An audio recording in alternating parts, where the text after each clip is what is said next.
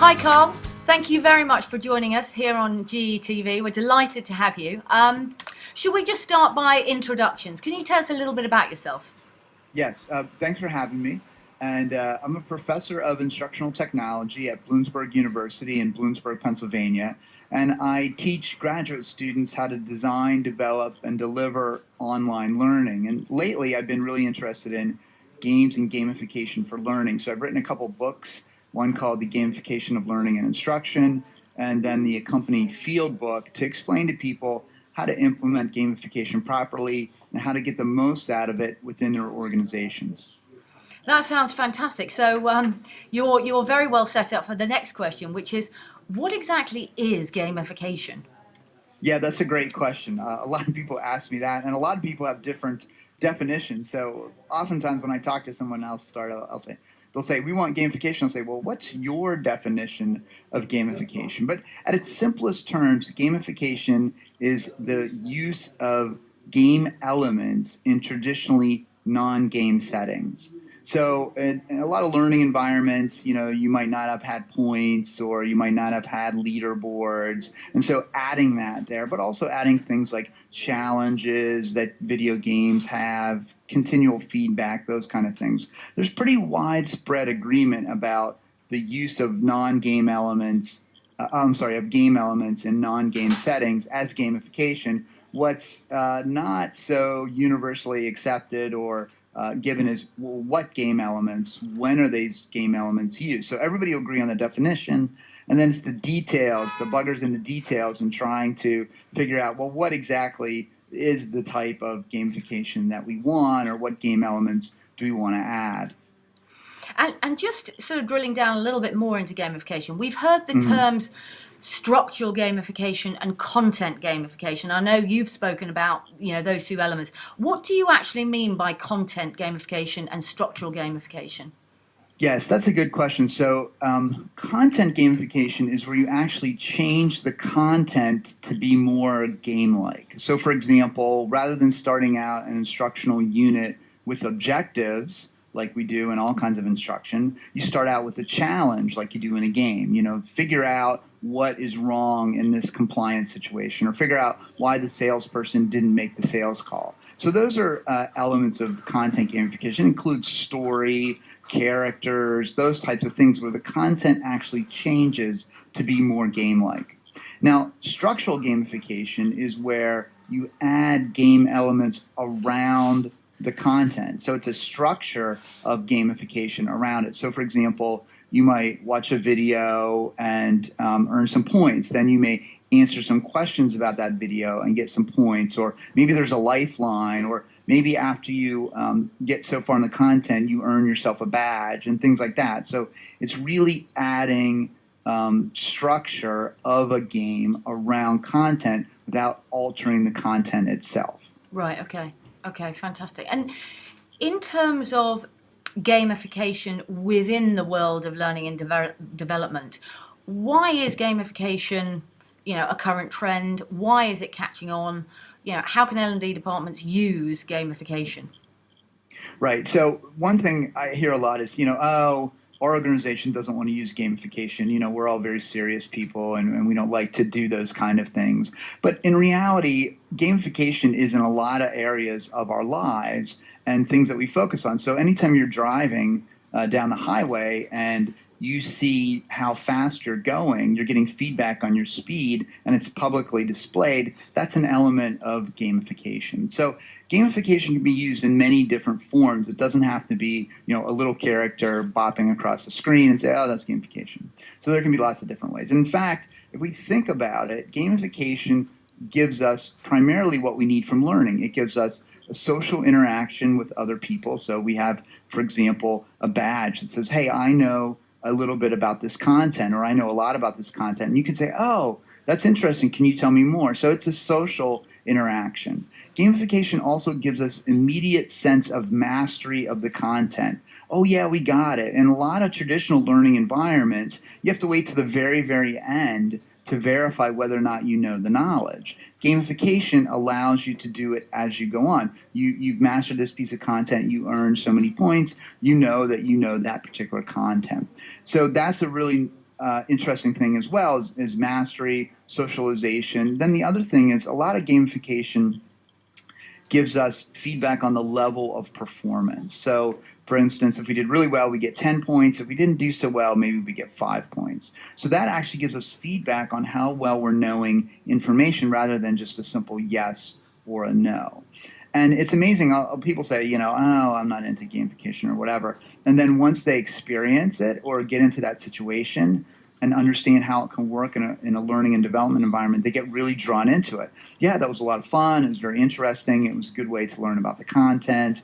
It made it feel like it was enjoyable to learn the content. Oftentimes, I think for some reason in the world, we decided that the opposite of play is work. And so you can never have fun at work, and you always have to be serious at work, and nobody can ever, crack a smile at work. But study after research study shows that the more fun people are having, the more engaged they are, the more creative they are, the more productive they're going to be. So actually, we need to foster those kind of environments, and gamification allows us to do that and allows us to track what's happening.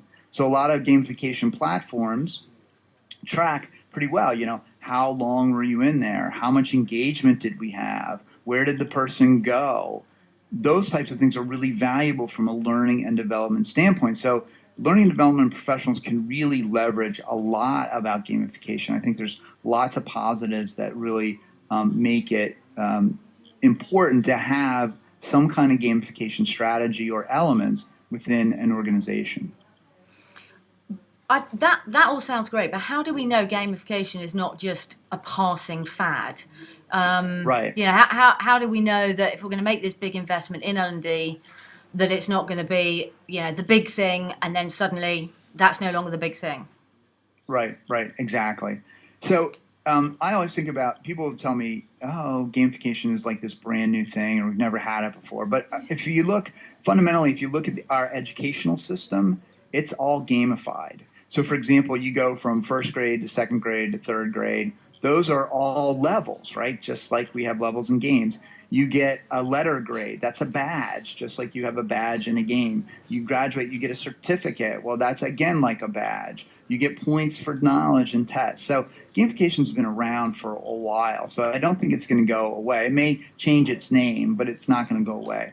The other thing I think about gamification is that it actually uses some really sound principles from the learning perspective. And it's very interesting to me as a researcher of learning and development. So one of the things gamification uses a lot is spaced retrieval. And we know that spacing out knowledge over time is the best way for retention and long-term applicability of that knowledge. Yet we still continue to do 8-hour classroom training sessions. So gamification, the technology allows us to break that up. We also know that people do really well when they know how far they have to go. And gamification gives lots of hints in how far we have to go. We also know that people learn really well in social situations. Gamification through badging and letting you know how you're doing compared to other people is really good from that social aspect. So there's lots of elements of gamification that are ground in solid academic research. Now, one of the complaints we get a lot about gamification is, oh, it's all extrinsic. It's not intrinsic. But the truth of the matter is extrinsic and intrinsic motivation are codependent on each other. A lot of times we think they're two polar opposites. You can't be internally and externally motivated at the same time. But think about somebody who's trying to get a certificate in programming, for example. They might want that because they're going to get more money. That's extrinsic motivation. But they also may enjoy learning about programming, and that's internal motivation. So we have to stop thinking. It's so simplistic and basic to think, oh, internal and external, and there's no overlap. We really need to think of joining that they're really joined together, and good gamification harvests both internal motivation and external motivation. So I think for all those reasons, it's not a passing fad. The name may go away, although people are predicting that e-learning is going to go away for like decades, and it still hasn't happened. So I don't know, but I think the concepts have been around. And the nice thing is, I always say good designers of instruction have always used elements of gamification. We just didn't have this umbrella term for it. Now we have this umbrella term, and we can bring a lot of things under there. And I say to designers of instruction, use the cover of gamification to do what you know you should have been doing all along, but didn't have the time or budget to do. So I think it's not a trend. I think it's definitely something that's here to stay. Whether it keeps the same name or not is up for debate. But the concepts are solid and will continue, almost indefinitely. Okay, interesting. And so when does gamification go bad? So we've heard lots of good things about it, but where's the bad and the ugly gamification? What kind of Right. what kind of things can go really badly wrong in gamification? Right. I think one of the major things, and I just had this big discussion about internal and external motivation, but one of the things I've seen sometimes is the indiscriminate awarding of points for like almost anything.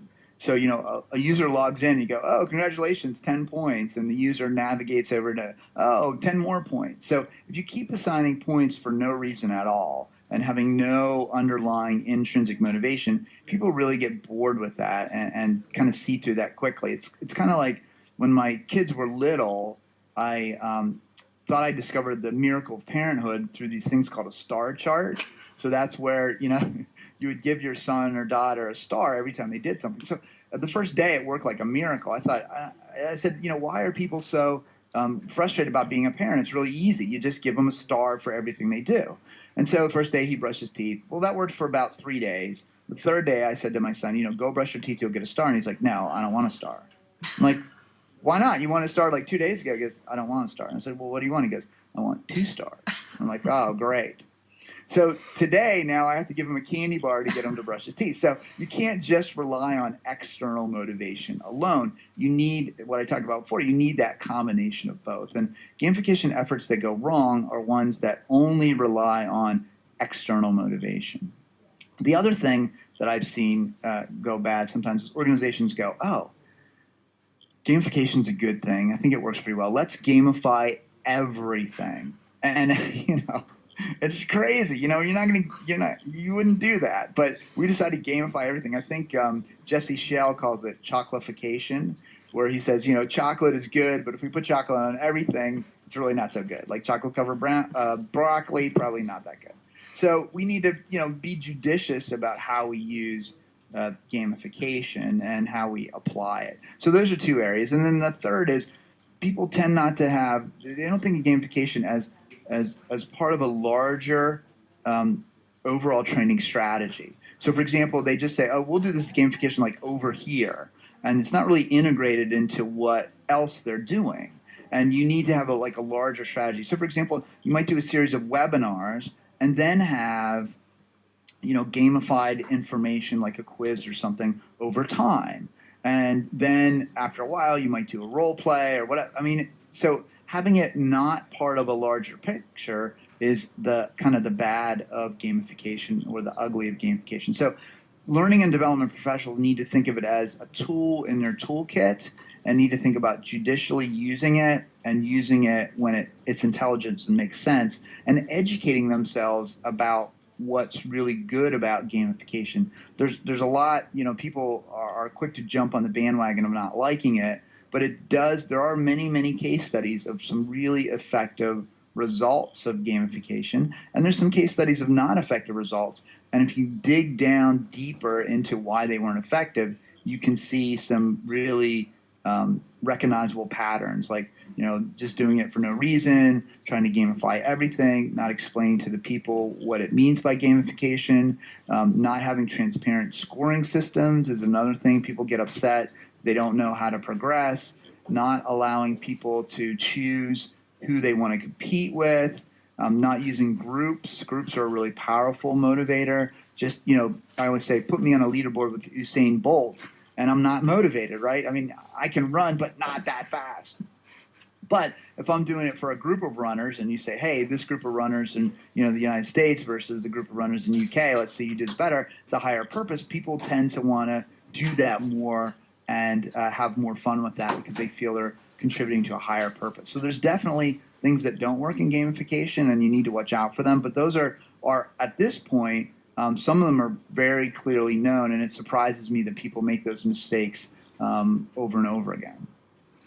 Fantastic. Karl, there is so much useful information in this short video that you've given us, and I really want to thank you really for your time. It's been absolutely fascinating. I'm sure that people want to know where they can go to get more information about what you do. Have you got a website? Where would you advise them to go?